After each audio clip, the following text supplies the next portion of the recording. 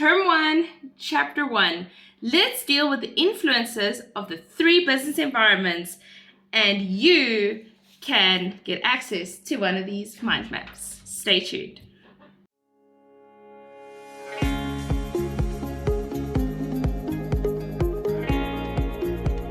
Hi grade 11s, my name, Teacher Ilona Smith.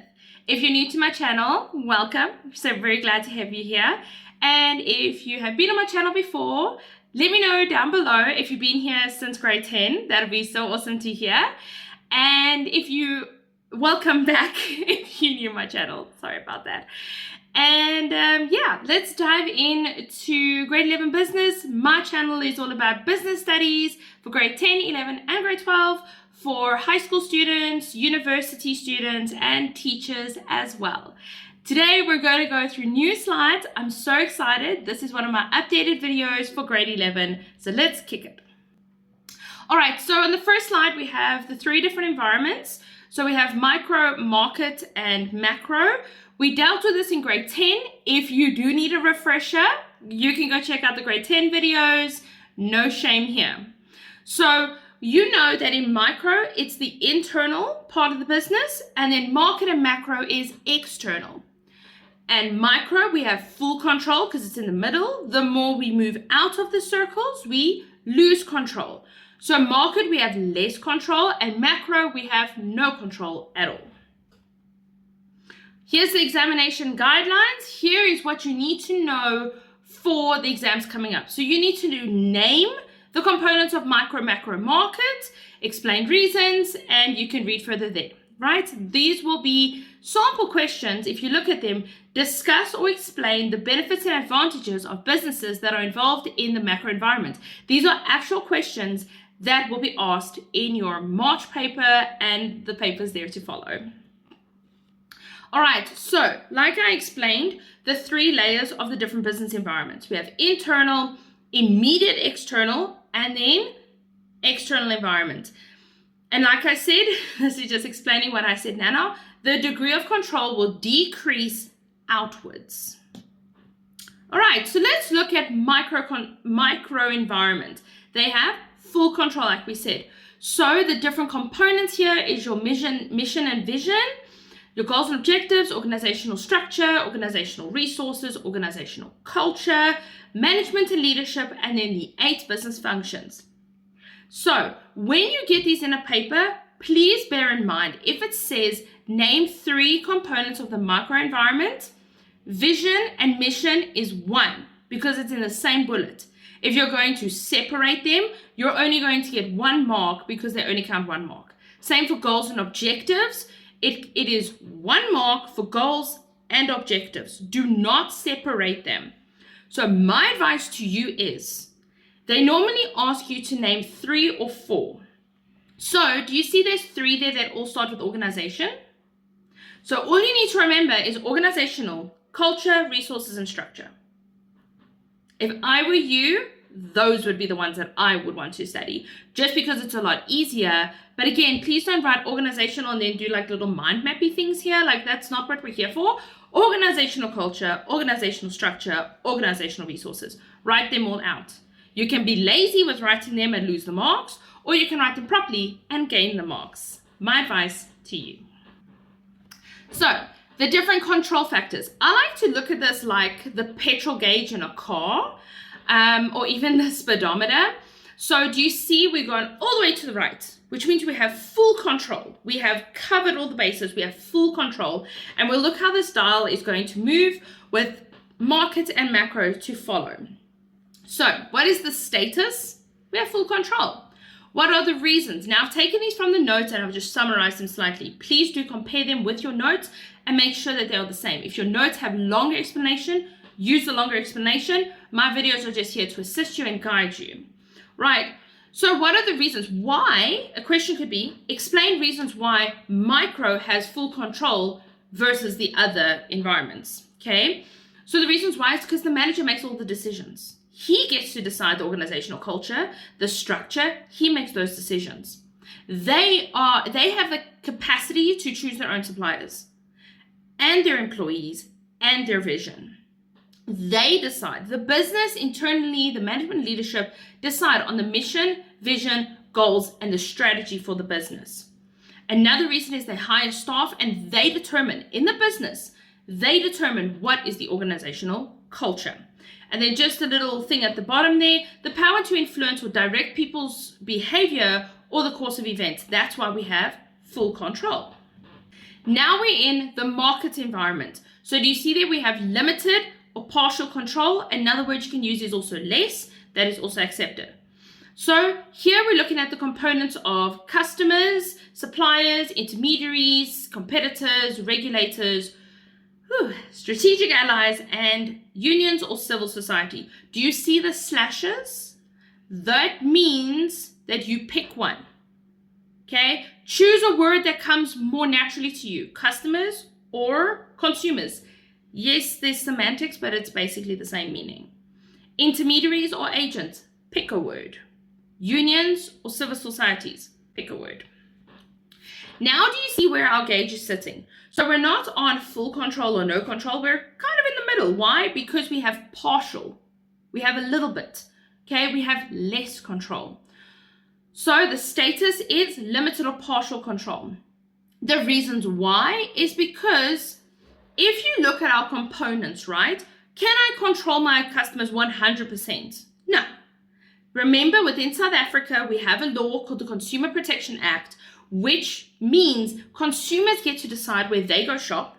They get to decide what they buy. So no one can hold you at gunpoint and say, you will buy my product or not, or whatever the case is, you know.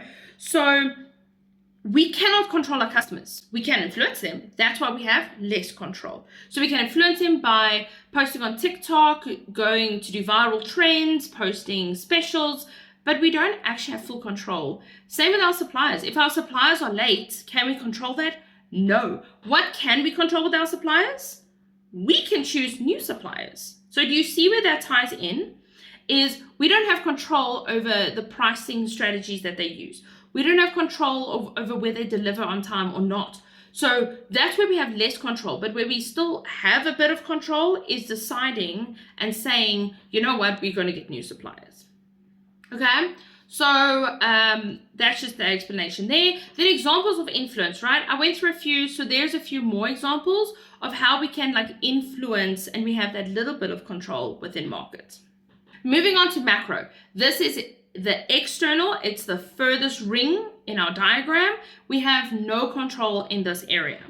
So here we're looking at the following components: political, economical, social, technological, legal, environmental, global, and institutional, right?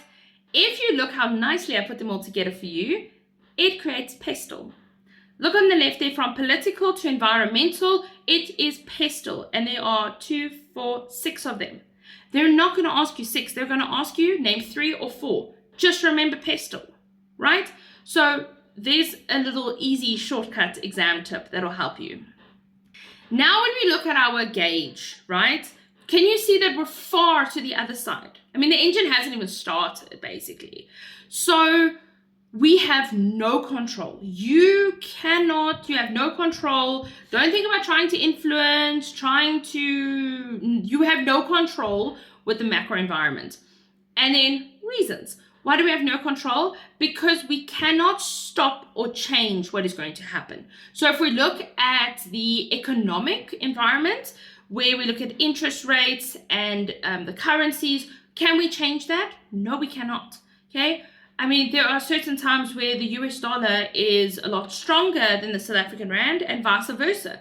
Can we control that? No, we cannot control it because it's at a political level. It's in the macro environment. Can we control how quickly things are changing within the technological environment? No. Can we adapt to it? Yes, but that's a whole different conversation, right? That's a whole different video and that's a whole different chapter, which we're all going to tap into. But we essentially cannot control stuff that happens within the macro environments. Okay, so we need to learn to adapt to survive. And then there's your examples at the bottom. I have given you 1 or 2 as well, so you can just take a look-see at those. So now we look at our involvement within the macro environment, the strategies for being involved in macro. So we have collective bargaining, private-public partnerships, social responsibility investment and corporate social investment, tenders, and lobbying, right? Some of these are a little bit extra to your notes, so please make sure that you do consult your notes as well, and make sure that you use your notes and write them as is, okay? So collective bargaining, we can join forces with other businesses to try and, do you see that word influence? We're not saying controlling, try and influence the government. So if there are laws that are being imposed, like sugar tax that was released, I think it was 2016, if I'm not mistaken, we can try and influence the government to maybe lessen the act or the law, or actually maybe to abolish it entirely. But do we have full control over what they decide? No.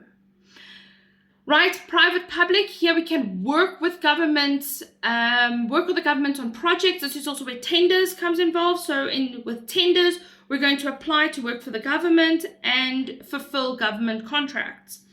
Then social responsibility, we are uplifting the community by giving back, because we cannot control the social factors such as HIV/AIDS, poverty, unemployment. We can't control those factors, but we can assist by giving back. And then lobbying is we try and influence legislation and regulators. Again, try and influence, not forcing anything here. Then what are the benefits? So now we see how we get involved. What are the benefits of being involved? Well, if we're involved, we can stay up to date and abreast with current developments, technology, social issues. The business can influence legislation through lobbying and our collective bargaining. We can improve the image of the business with social responsibility. It helps the business to spot opportunities and threats early on. So if we have access to it and we are involved, we can then see gaps in the market, and these can be opportunities which we can tap into before they become threats. And then it can lead to government contracts, which obviously brings in more money and is really good for our business. All right, so here's a little summary diagram of all of them. So we have micro, macro market, and then you can see the different control and whether it's internal, external. A nice question for this is identify the extent of control of the microenvironment will be full control. So they like to ask it with the keywords extent of control. That's how they like to ask it. So mind mapping time, before I forget.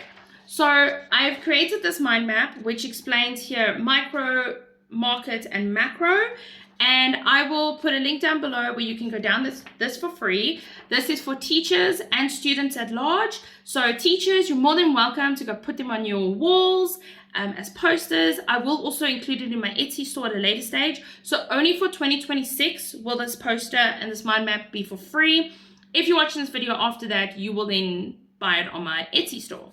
And then I'm going to put this one on my Etsy store as well. So this one doesn't come in the free package, unfortunately. So here's another one, just a landscape view of it. So here's the two different ones side by side. And I will include this one onto my Etsy store as well. Learners, I would encourage you to download them or buy them from my Etsy store, cut them out, paste them into your book, use them as summaries because they're really nice as a something to look over. They're also nice and colorful because I know business studies is a lot of wording and writing. So I try to make them fun and interactive and colorful. And teachers, use them in your classroom. I'm totally going to print them out.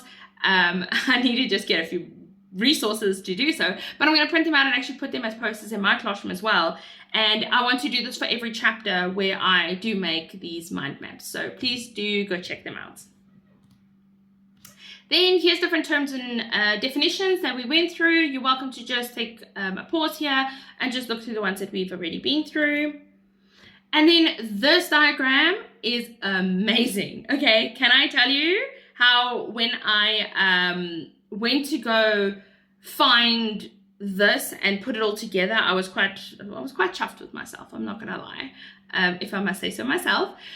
So how to basically answer scenario type questions. So we're going to, because you have your scenario, which is like your little story, and then it says identify the environment and the extent of control. So in that scenario, if they mention anything to do with employees, managers, mission, and resources, that is micro because it's inside the business. Also, it's part of the components. So that's also key.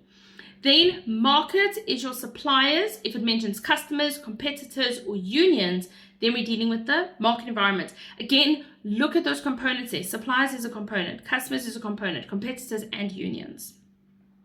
Then if they mention anything to do with the laws, the interest rates, technology, physical environment, right? Social issues like HIV and AIDS, that is macro. So I was really, really chuffed with this. So I would encourage learners to actually copy this down and put it in their book, because I just think it's something so easy that will help learners. So I'm super excited about this. Anyway, a lot to come this year. I'm really excited. I'm trying to contain my excitement, but it's sort of bursting at the seams. So there's that. And then exam tips, so it'll say identify the challenges of the 3 environments from the given scenario, and then motivate by quoting. And sometimes it also asks you to write the extent of control. And then that's the end of the video. So just little notes there from me to you. Ensure that you memorize the definitions. And then that ATP that your teacher's probably been asking you to put in your book, I think it's time you cut it out, so you put it in your book, because we're already in February. You don't want to come to April and it's not in your book yet. So just a little reminder from me to you, and teachers, you're welcome. And then we're moving on to chapter 2 next week. So we're then going to deal with the challenges of the business environments. And we're going to look at what challenges do micro, macro, and market face within their environments. Grade 11s, I'm wishing you all the very best of luck. For grade 11, I know some call it a mini matric, so I know you're probably feeling nervous, but it's going to be a great year. You got this, and I got you, and we're gonna ace this together, and we're gonna get those distinctions, and we're gonna get those pass marks, and we're gonna do amazing this year. So if you like this video, please don't forget to hit the like button, and please consider subscribing. I'd love to have you as part of the family. We're 25K now, which is insane. I don't know how we got here. I remember my first 100, my first 800, my first 1,000. So the fact that we're on 25 is insane. And yeah, it's amazing. And I just want to say thank you. And I'm so grateful. So yeah, I'm ready for chapter 2 when you're ready. So that's going to come out next week. So I can't wait to see you guys in my next video. Bye for now.